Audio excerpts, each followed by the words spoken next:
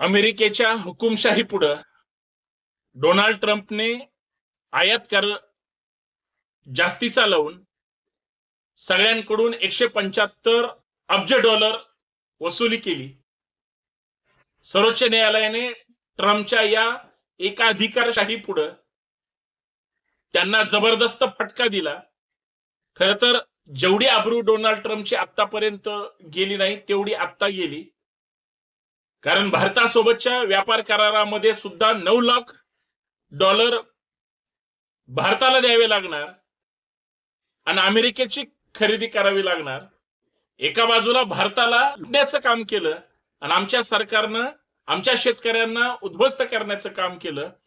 अमेरिकेत मात्र तिथल्या सर्वोच्च न्यायालयाने डोनाल्ड ट्रम्पच्या या वसुलीला लावला आणि 75 अब्ज डॉलर जी वसुली केली ती परत वापस देण्याचे त्या ठिकाणी आदेश देण्याचं काम केलं।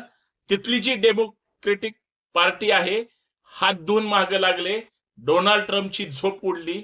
आबरूच घालून घ्यायची होती तर एप्स्टीन फाईल मध्ये खरं तर ट्रम्पचं नाव आलंय तिथं तर गेलीच होती,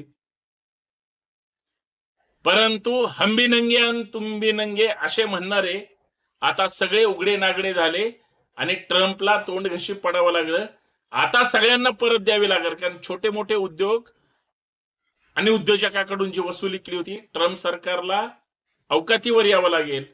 व्यापारामध्ये भारतानं जे काही कॉम्प्रोमाइज केलं, इथल्या शेतकऱ्यांना उद्ध्वस्त केलं, तो सुद्धा अतिरिक्त कराचा बोजा हा फेटाळून करार रद्द करावा एवढीच काय ती माफक अपेक्षा।